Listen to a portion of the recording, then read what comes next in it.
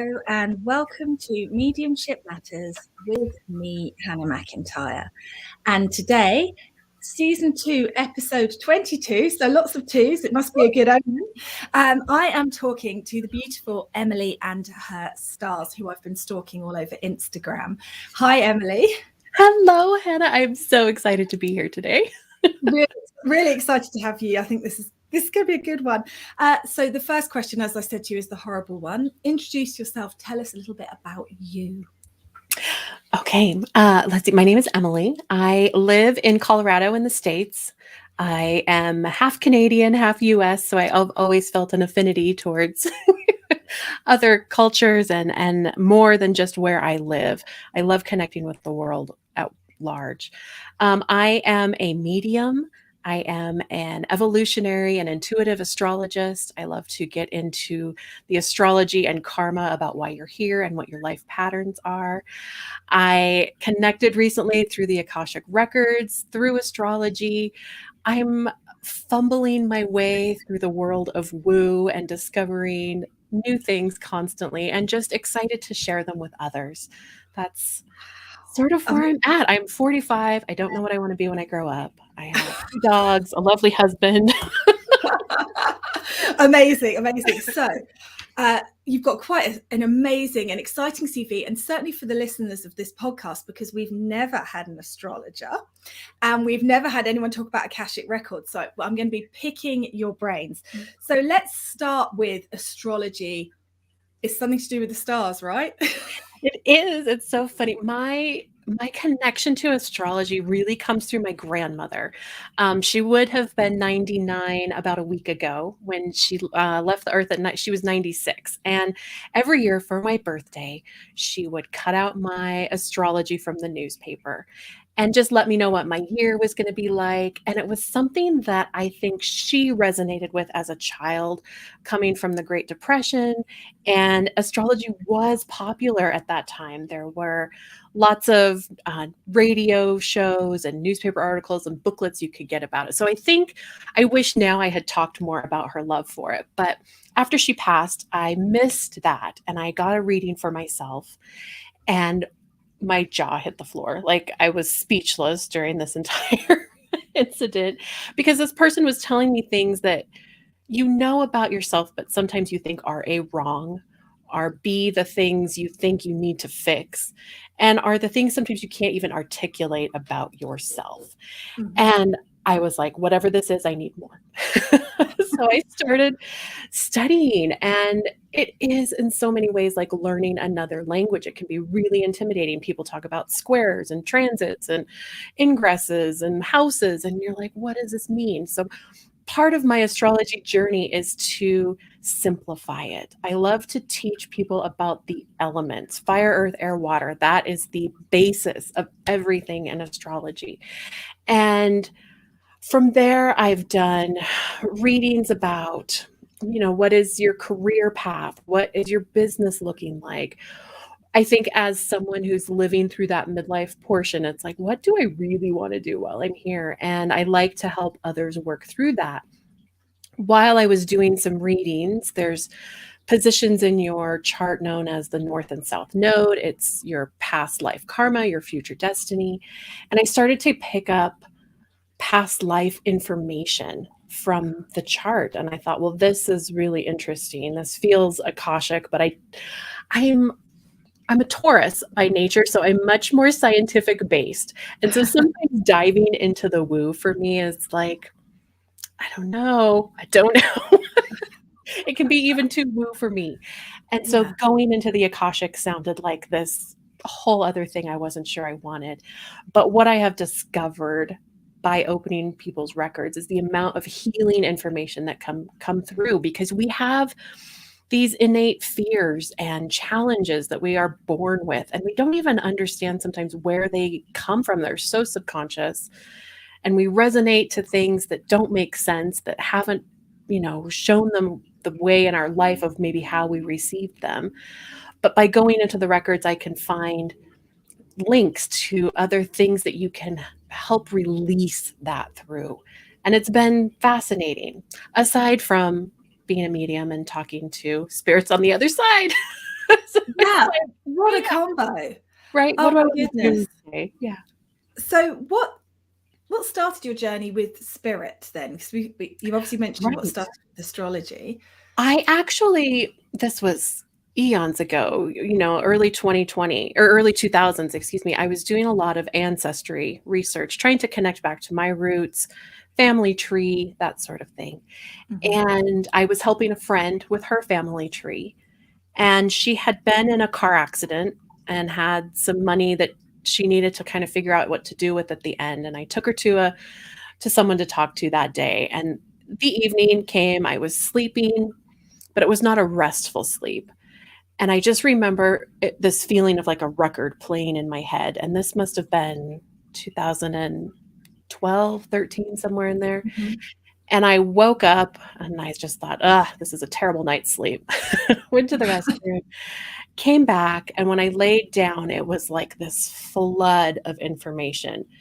And there was someone standing at the foot of my bed, and he just kept repeating, "Thank you. Thank you for talking to my granddaughter. Thank you for helping her." And I remember laying there frozen, and I get chills even thinking about it now and just saying, "Yep, no problem. Yeah, you're welcome." What is happening? And is he going to go away? And am I losing it? All of those things go through your mind. And I called her the next day and said, "What did your grandpa look like?" "Oh, he was a banker." And she described what he looked like. And I was like, "He was standing at the foot of my bed last night."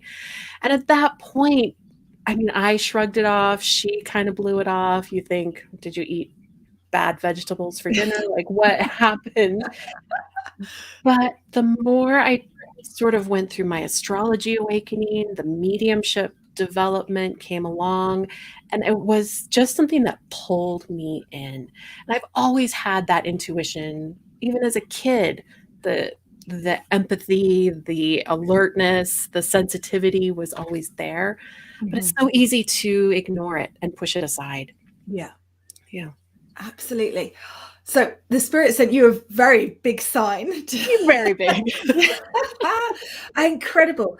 And then I'm assuming you went on a big learning journey. So where did you go when you wanted to learn? How did you start that process? Oh my goodness. So Google first. And I found Amanda Lynette Minder, and she had written a book, like an ebook.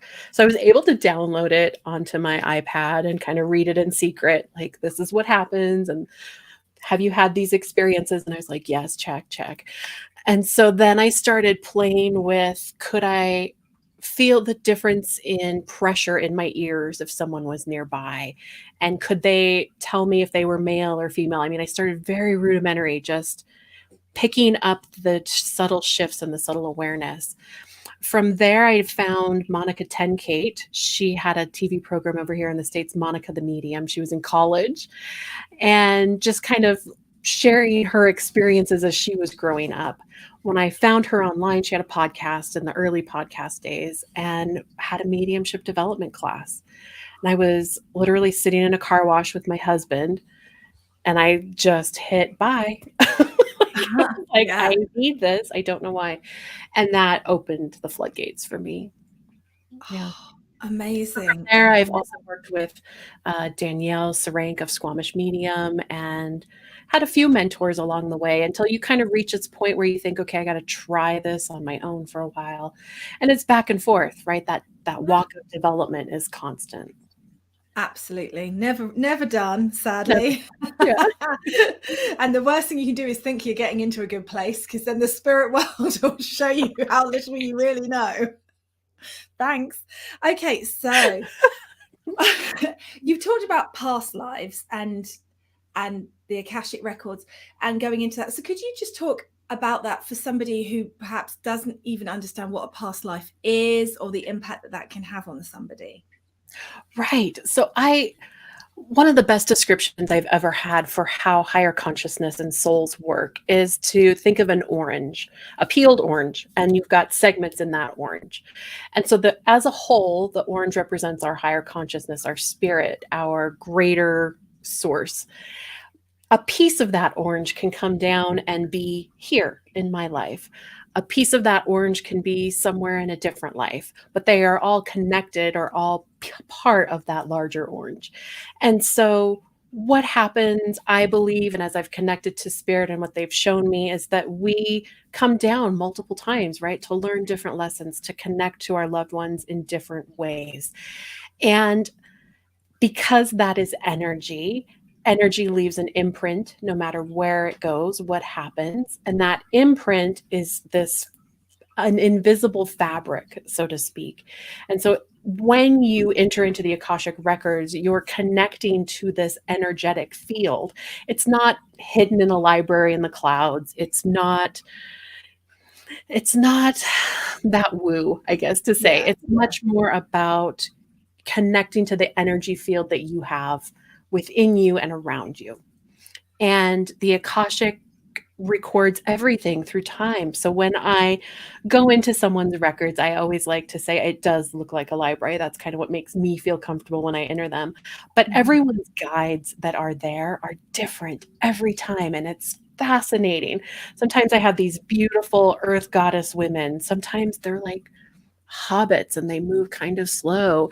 Sometimes they're tall light beings. And each time they show me the information and the records that my sitter needs. Now, it works very similarly to mediumship in that I am picking up feelings, phrases, images, all of those things, right? My clairs are picking up all of the information, but it comes in differently, where spirit comes in sort of behind me and it comes in almost as a wave, and then you snap and pick what you want to share with your sitter. The information from the Akashic kind of trickles in a little slower, and it comes in from the front. So it's more of this psychic, it's a different energy awareness. I love it. So you talked here a little bit about people needing lessons or needing different experiences in different ways. So do you find that as souls, we are choosing when we're born in this physical, because we always think about the past and the future lives, we never remember the one we're in right now. Right. And does that have certain astrological attributes to help those experiences happen?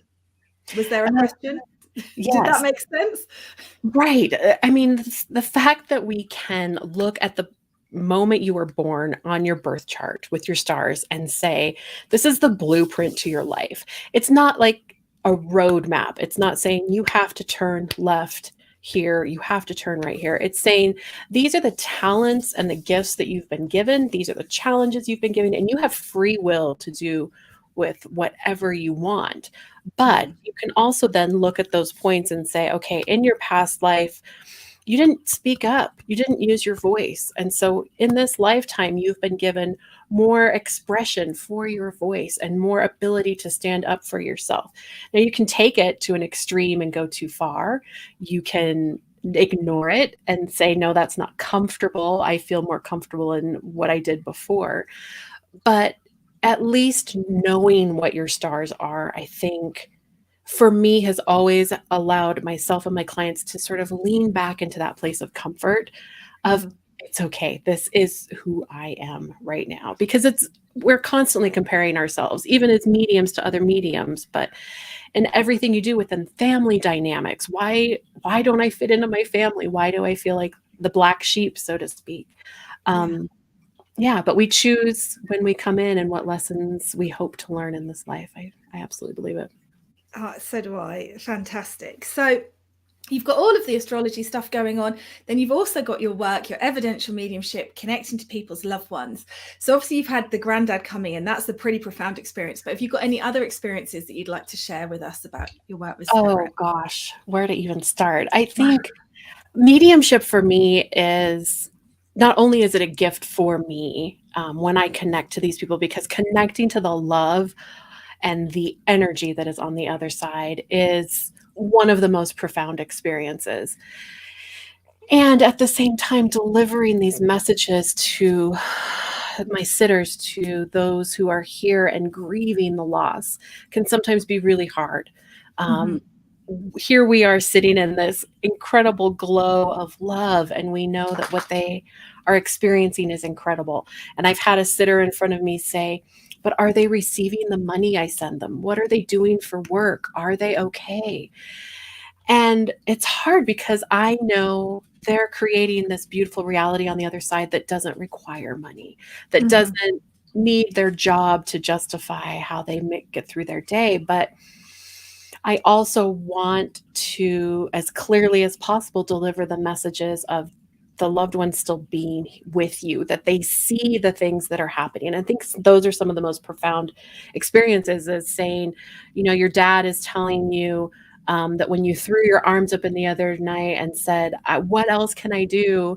That he was with you, and having the sitter say, how did you know? I literally did that last night. You're like, those are the magical moments. Absolutely. I do think pretty much anyone can do this. I've told a lot of people that it's like playing a piano. You can be born a virtuoso. You can be born and know how to play by ear and be incredible. Or you can take lessons and be pretty dang good. Mhm. Yeah. And then there are people that should never touch a piano. So it comes in all variations. Absolutely. I believe anyone can do it too, Yeah. completely. I mean, it's more work. It's definitely been more work for me than I perhaps realized it was going to be. Right. But still here, still fighting. So what advice would you give to somebody who's just starting their journey with the spirit world and just starting to open up? Oh, goodness. It would be to, my dog just tipped my light. It would be to trust, and to also, for me, I think writing notes about it. One of the best things I did early in my development was just to write down the strange things that happen throughout the day. Do you see repeating numbers? Is there an animal following you that is out of season, or something odd about the experience? Or did you get a download? Like sometimes it's like remembering a dream you never had, or even remembering a dream you did have that you've forgotten. Mm-hmm. Spirit is so subtle. And I think we wait for it to be these loud people standing at the foot of your bed telling you, horror stories, screaming incidents. And it's so much softer than that, that it can be really easy to dismiss it Mm-hmm. and to poo-poo it, put it to the side. So writing down those things so that when you go back, even in a few months, and look at all of the pieces and put it together, like, that's profound, I think. Yeah, agree. Love that. Love that. And what about people who aren't developing mediums but are interested in mediumship, go to see mediums? What would you say to them? What do they need to know? Oh, there's so much. I mean, we could write a book on that, right? Absolutely. It's, first of all, I think to anyone who's out there who's having a nudge that maybe they want to talk to a medium, I would sit with the why. Like, okay, is there someone you want to connect with? Is there a reason that you're feeling like you need to? Mm-hmm. The next thing I would say is to see what mediums are in your field, right? Who pops up in your feed? Who does someone bring up in a conversation?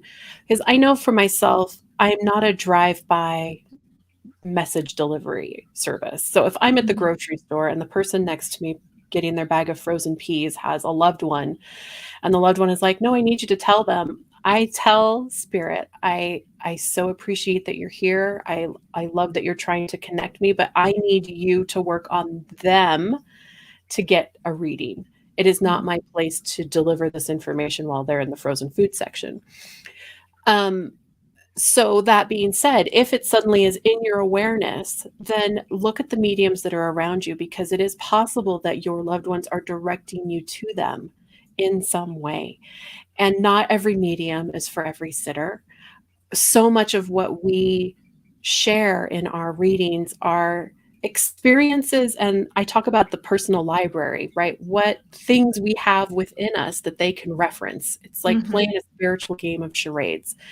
And if I have no point of reference for boat racing, then I might not be who Spirit needs to connect to. If you want to talk about knitting, I'm your girl. Yeah, exactly. So it's like And going to a really big party and making sure that who you talk to, you have something in common with, or it's a subtle conversation with Spirit. mm-hmm. And I think same as certain spirits are compatible with certain mediums, certain sitters are also compatible with certain mediums and not others. Absolutely. And you've got to trust your instinct of, just because your friend says so and so is lovely, if you look at them and think, oh, that's not my kind of person at all, don't book a reading with them, because your wall will be up, and that will. So it's complex. Like you say, we could write a book on it. So do you have a daily practice? Are you one of those kind of people? I aspire to be one of those people. Me too. I really try to sit, even if it's for 5 minutes, in silence. I think that is so important. Some people get these incredible downloads in the shower. I'm too busy putting on like 6 hair treatments and scrubbing, and nothing comes to me in the shower. Mhm. Right before I go to bed, I like to sit in the quiet and just see what comes in. A lot of times it's that end of the day download where I get some of the most profound information. Aside from that, it's important to remember to be human.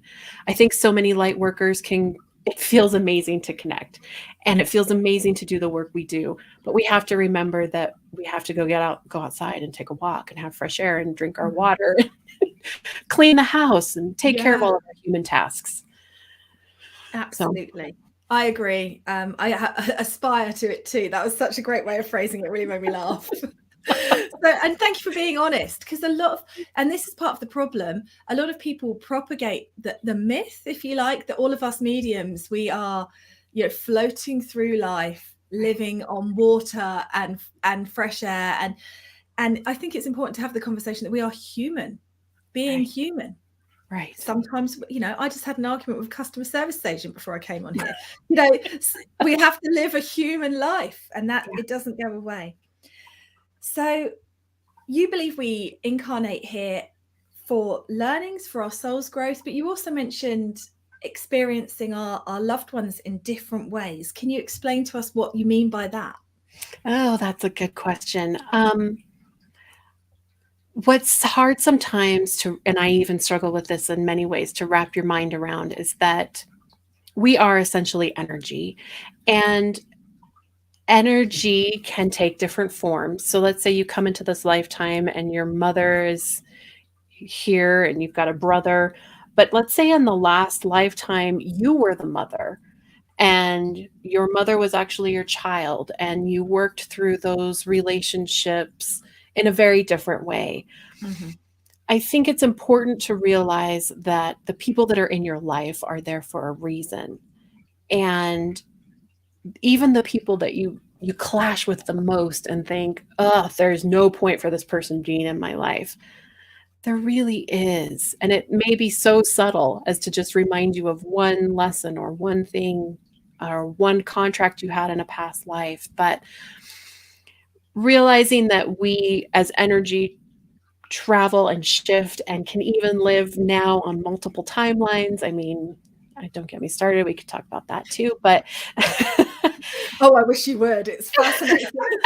The energy and the things we do that we are working with now. If I was to make changes to you and say, this is what has happened in a past life, that is going to release ties back through time and also into the future. So any healing that you do now ripples forward and backwards. There's scientific evidence that if you have 2 particles that are generated from the same source, and they can be housed in different, I think they've even had one in space and one here, and you energetically make one particle react in a way, the other particle will do the same. And those are the things that blow my mind, because that's proving through science what energetics are capable of, and that we are all at the most basic level just energy.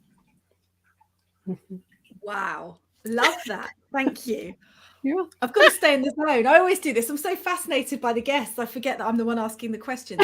It reminds me, because this is the first one that we're doing live here. If you're watching this and you've got a question you'd like me to submit to Emily, please do pop it on and I will work where we can. So have you got a personal philosophy, Emily? Oh, that's a big question. Oh, boy. For me, and I think this can ripple out for others as well, it's the importance of knowing yourself.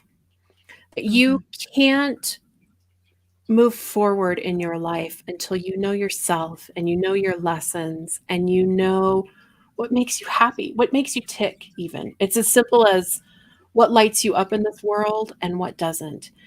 And understanding that that is individual for every single person. And then allowing every other person in your realm to have that freedom to express and explore what they need to do.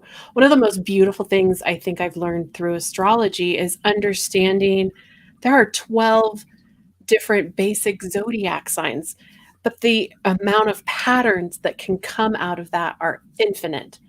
And so if someone is born with their sun in, let's say, a 12th house, they are very spiritually and community driven versus someone who's got their sun in the first house who's like, I got to figure out what I'm doing. Neither is right or wrong. We're just here on different journeys. And so if that person with the community philosophy is like, why can't that person get it together? And like, it's not all about them. The same viewpoint goes the other way. Why is it all about the community? Like, take care of yourself for once. But if we can look at each other through a lens of just openness, honesty with ourselves and with each other, and with a willingness to communicate our needs and our hopes without harming anyone else. I think that would be my ideal version of peace if we all had our astrology. I love it. I love it. And I do think, funnily enough, my husband and I have been talking about this recently, is that when you're unhappy, sometimes we control other people, not horribly, but just because we need something to feel steady in our lives. But actually, when you get happier, and I think Spirit have really helped me with that, you just let them live, and you understand that they need to experience, they need to be, and that you can't just be with people all the time, that they need to grow. So right. Carmel's got a question for you, which kind of links in. She's wondering how your family reacted to your gift. Well, that is a great question. And I have to say, I didn't share it for a while. This is hard. We all have a fear, right? Our number one fear is of being accepted. And now you're telling someone that you're doing something that is so outside the realm of what's considered culturally normal. But when I started sharing my experiences, it wasn't just coming in one day and saying, oh, I've taken up guitar lessons. Like, it's actually coming in and saying, these are some profound things that have been happening in my life lately. And I want you to know that I'm speaking to people on the other side. They actually were incredibly supportive. And it was shocking to me in some ways. There were some relationships where I thought it could be a problem. But they opening up and sharing your gift. I'll tell you, this is something I did in the very beginning. I was picking up a coffee in a to-go line, a takeaway line. Yeah. And they chat you up. What are you doing today? And, oh, what do you do for work? And I just told them, I'm a medium. Like, I don't know this person from anybody, but if I can tell a stranger that I'm a medium, it takes one little edge of the sword off. And so then it becomes easier to feel like I can tell people this. Absolutely. I love that. Okay. And I've got a question from Kelly here. Do you think we almost agree to our lives and challenges before we are born? At that point, we know what we need to experience to grow. In other words, have we chosen our lives and journeys? Yeah, I really believe we do. And that's so hard. I think in some ways it's saying you're meant to suffer. And I don't agree with that philosophy. I don't mean to say that, oh, you're here this time to have all of these hardships and challenges, or you're here because you're going to win the lottery and your life is amazing. But if you can say, I am here and my communication this time is fiery. I need to express myself in unique and diverse ways, and I'm not going to stay the course. I'm here to experience new things constantly. That is a way of saying I chose to have that experience. I chose to have that style of communication versus saying every time I open my mouth, people don't understand me, or why do I feel like I need to change my job all the time, and thinking of it in a negative way. It's hard because I do believe we choose it, but I 100% know it's free will as well. So it's this gray area in between. I love that. And actually, I love the way you've actually just filled in a puzzle piece for me there, because I knew that there were certain aspects that were predestined. But then I also completely believe that we create our experience here, and trying to find that middle ground of, but you've just done it because it's attributes and what you do with them is your choice. Right. Got it. Love that. Oh, you're very clever. Okay. So, Tracy Neal has said she'd love to know what she is in a past life. I often see resemblances in my children to me. I deja vu life moments. I wonder where I get my drive from. Is that something that could be passed on from past lives? Absolutely. I am a huge fan of deja vu. I think it's a spirit's way of saying, yep, you're on the right road. Here's a little check-in that says, yep, good job. You're on the right path. I think past lives, and what I've found, I'll just give you kind of an example through these nodal readings that I do. Anywhere from 1 to 4 times with, let's say, your North Node in Leo, where you're struggling to express yourself, and your South Node is over in Aquarius, where you're worried about society and culture and science and moving us forward. Okay, so let's say in a past life, you sacrificed yourself for the good of the community, and you're working really hard in let's say it's politics, or it's behind the scenes, it's in the schools, you're doing something to make the community better, but you've completely lost yourself. And you don't do anything that brings you personally light or joy or happiness. You're just worried about everybody else. That can then, in your next life, make it feel really comfortable to do that, to continue that pattern. Whereas what you're meant to do is go after your dreams. So let's say in the next life, you go to the other extreme, which is kind of what spirit shows me a lot. You go to the other extreme. I don't care what happens. I'm burning my bridges. I'm doing my own thing. I'm having nothing but fun. Well, maybe you pass away early. Maybe there are sometimes consequences for those actions. And so maybe on your third, you're like, okay, I'm going to find the balance this time. I'm going to do my own thing that makes me happy, but take care of. That's how the energetics can flow from one life to the next. It's finding balance. Everything in our life is about balance. And there is no perfect place. It varies day to day, minute to minute. And then the sun moves and throws us off again. And we have planets and moons and eclipses, and oh, forget it. It makes you want to throw your arms up and say, I'm never going to get it. But to look at that evolutionary aspect of, okay, what do I kind of know? And 9 times out of 10, we know it. It's that connection we have that says, I don't know why I think I traveled across the Wild West in a wagon, but I kind of feel attracted to that. Or maybe you're fascinated with Egypt and you have no idea why, no connection. That's sometimes where those past life energies come in as well. Wow, you have so much knowledge to share. It's amazing. We're just cut slightly over time, so I'm going to ask you one more, maybe 2 more questions. No problem. I'm good on time. Don't worry. First of all, I just want to talk about your own podcast, which I love the name of, Things That Make You Go Woo. That is clever. That's really good. Tell us a bit about your podcast, what it's about, what it does.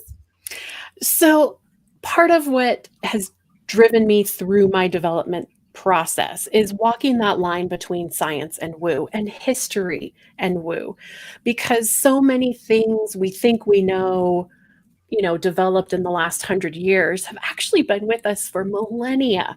And so I love to go back. My very first episode is still one of my hands down favorite, was to talk about why witches wear pointy hats, why they have cauldrons and brooms and cats around, and what's the deal with witches.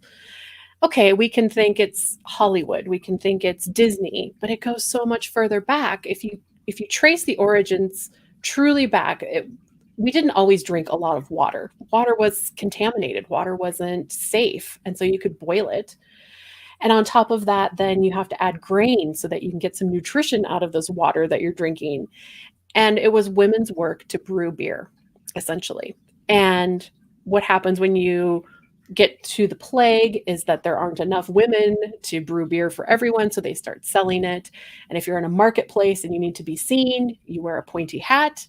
There was already tall hats, but if your hat's even taller, then you get noticed. You come out with your cauldron where you're making your beer to sell it. The broom is to keep, to sweep away the grain. They would hang it above their door to let the people know they had beer that day. I mean, the iconography behind the history of what witches really were. And then, of course, and I hate to say this, but men came along and said, oh, we can make money off of beer. And it's just old women who are married and are haggard. And that's part of, I love breaking down the history and the science behind woo. Wow. Sounds amazing. I love it. I love it. And here's probably the hardest question that I've asked you so far, which is, what's next for you? Oh, right. That is huge. Well, in my muggle life, as I like to call it, my day-to-day non-woo life,